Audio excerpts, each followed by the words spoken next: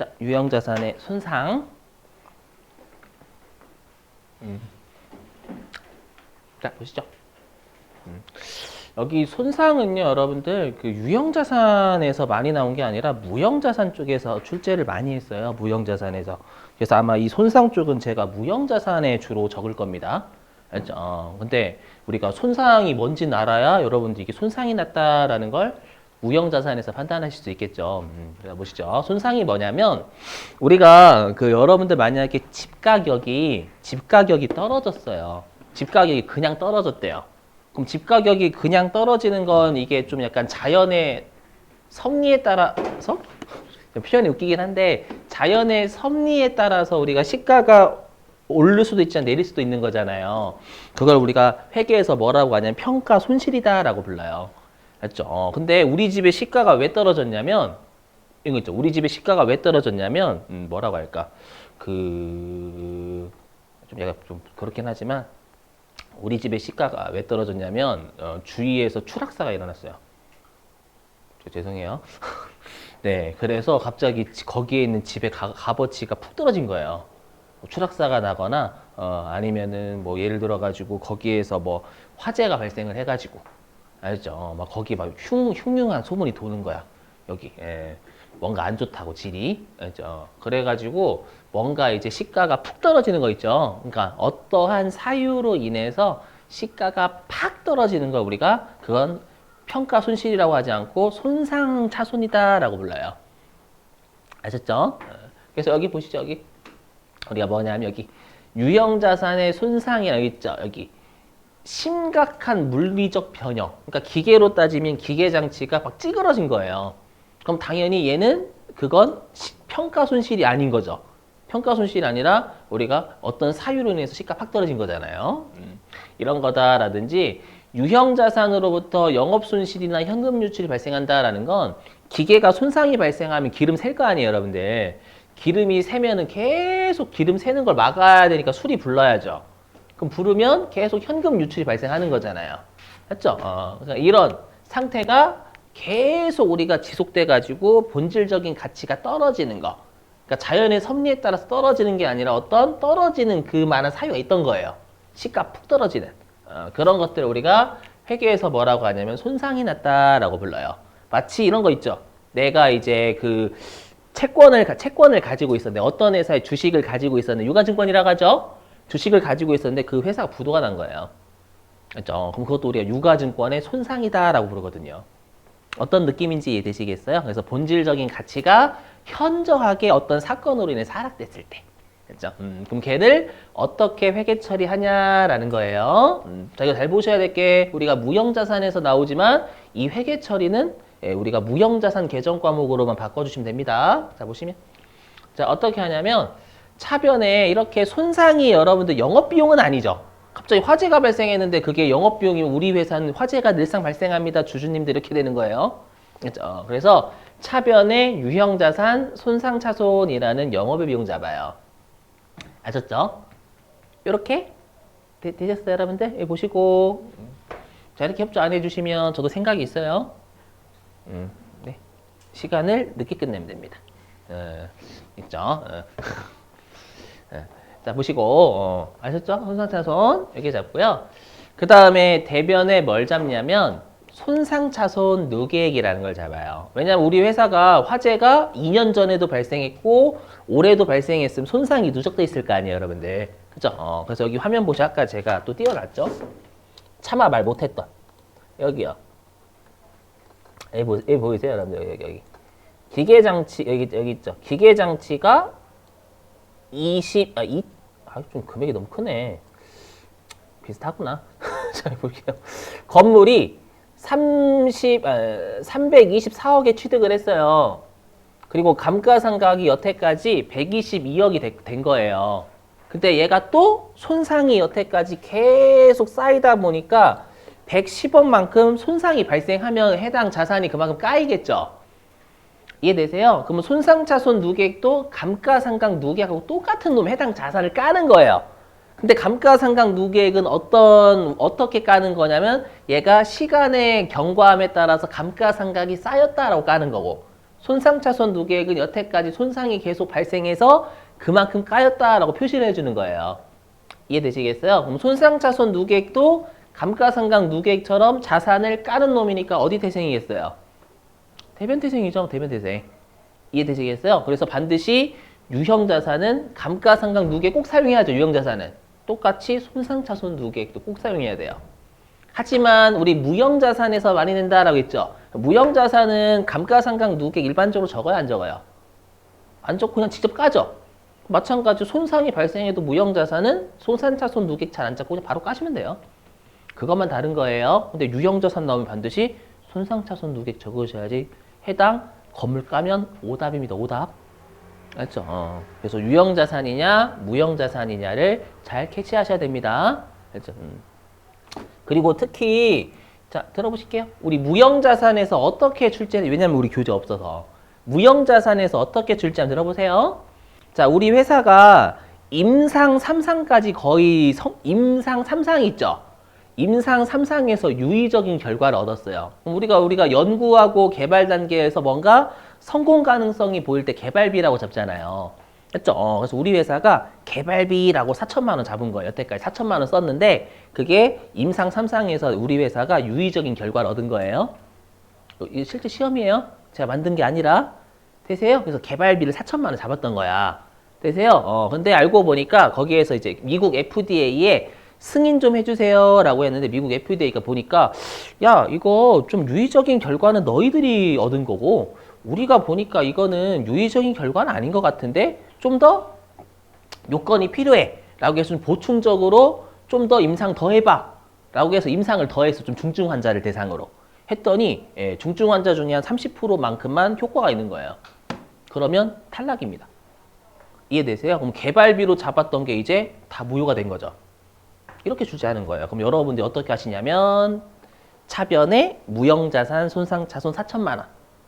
손상난 거 4천만 원 자산 잡았는데 그만큼 빵원된 거잖아요. 가치가 없잖아요. 쓰레기잖아요. 맞죠? 그래서 차변에 무형자산 손상차손, 대변에 개발비 까면 되는 거예요. 이해되시겠어요? 그러니까 이렇게 우리가 어떤 사유로 인해서 현저하게 시가 떨어졌을 때 오케이? 이렇게 많이 냈다니까 시험에. 조심. 되셨죠? 이렇게. 예. 자, 근데 문제는 뭐냐? 시험에 얘를 줄 때가 있고 안 줄 때가 있어요. 금액이 얼마인지. 그럼 이거 금액 구하는 것도 외워주셔야 됩니다. 어떻게 구하냐면 이렇게 구해요. 외워주실게요. 뭐냐면 자, 한번 예를 들어보겠습니다. 자, 우리 회사가 기계장치가 손상이 된 거예요. 그래서 기계장치가 원래 얼마짜리였냐면 얘가 3억짜리였대요. 손상되기 전. 했죠? 손상되기 전에 얘가 3억짜리였어. 했죠? 근데 갑자기 기계가 불나가지고 불을 껐어요. 껐는데 약간 탄 거에 많이 탔어. 타면은 회계에서 어떻게 하라고 하냐면 손상이 발생하면 외부에 처분했을 때 얼마를 받을 수 있을지 추정을 하래요. 알죠? 받아들이시면 안 될까? 여러분 그렇게 하래. 알죠? 그래서 내가 이렇게 손상이 난 기계를 외부에 판다면 얼마 받을 수 있을까라고 추정해 보니까 5천만 원밖에 못 받는데요. 되세요? 그러면 2억 5천만 원의 손상이 발생했다라고 하는 거예요. 시험에 이렇게 줄 수 있어요. 손상이 얼마 발생했다라고 안 주고. 되실까요? 그래서 손상 전 금액이 3억인데 우리가 회수 가능 금액이 5천만 원이다라고 여러분들이 주면 이 둘을 빼신 걸 손상으로 집어넣으셔야 된다라는 거예요. 알죠? 자, 근데 또 문제가 있어요. 뭐냐면 회수 가능 금액을 친절하게 또 안 주는 경우가 있습니다, 여러분들. 얼마 회수할 수 있을지. 그래서 이것도 같이 봅니다. 자, 외워주셔야 돼요. 자, 회수 가능 금액 구하는 거 외워주셔야 돼요. 어떻게 하냐면 일단 요 회수 가능 금액은 둘 중에 큰 거 씁니다. 뭐냐면 우리가 순 공정 가치와 사용 가치. 순 공정 가치가 제가 말씀드렸던 외부에 팔았을 때 회수할 수 있는 거 있잖아요. 그걸 순 공정 가치라고 하고요. 사용 가치는 말 그대로 우리 회사가 이 고장난 기계 있죠. 화재가 난 기계를 계속 사용했을 경우에 얼마의 가치가 있을지 이건 주관적 가치입니다. 둘 중에 큰 걸 쓰래. 이게 중요해. 맥스. 말 문제로 가끔씩 작은 거 쓴다라고 됩니다. 자, 들어보시죠. 한번 사례 들어보고 사례. 자, 보실게요. 자, 어떤 사람의 부모 어머니께서요. 암 말기여가지고 이제 그 이틀밖에 안 남았어요. 그 살아계실 날이 이틀밖에 안 남아가지고 많이 슬퍼야 돼요, 여러분들. 그래서 그 자식 그 딸을 불러온 거예요. 딸을 불러왔어. 딸을 불러와가지고 딸한테 엄마 이제 시간이 얼마 안 남았으니까 너한테 엄마가 가지고 있는 요거 모자 하나 줄게 해가지고 털모자를 주신 거예요. 아셨죠? 털모자. 털모자가 실제 외부에서의 가격이 얼마냐면 한 5,000원 한다라고 가정할게. 5,000원.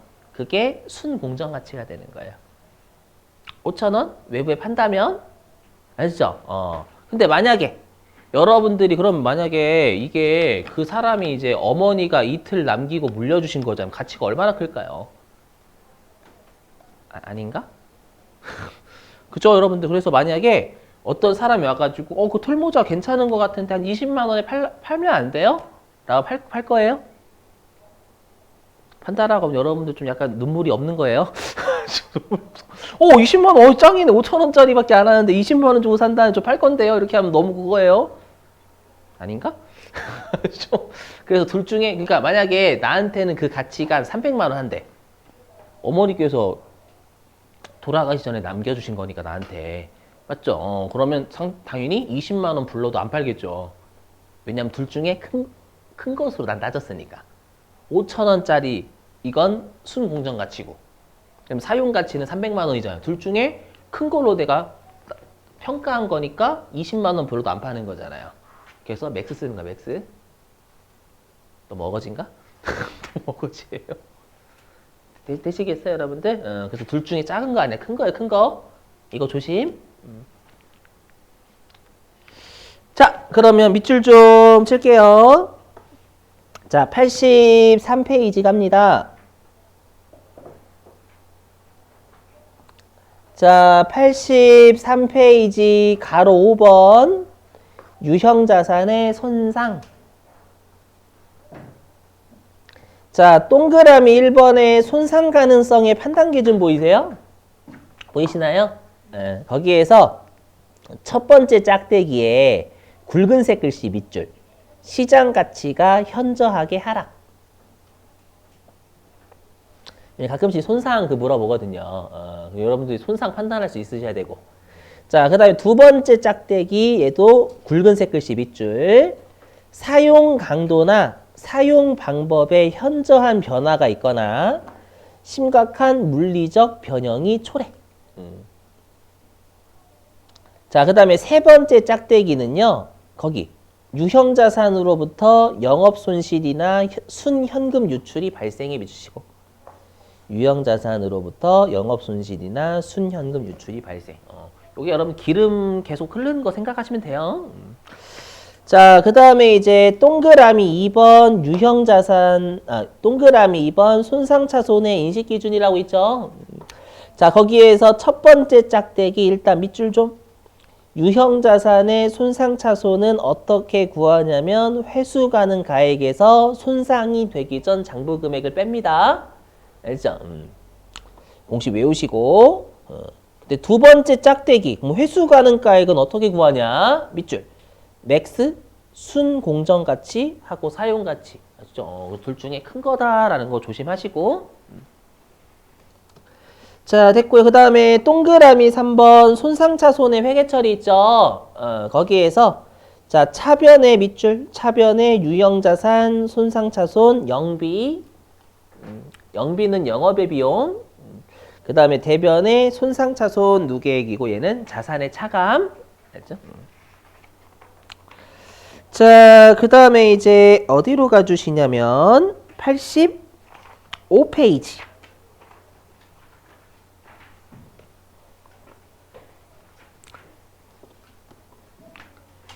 자, 85페이지에 무형자산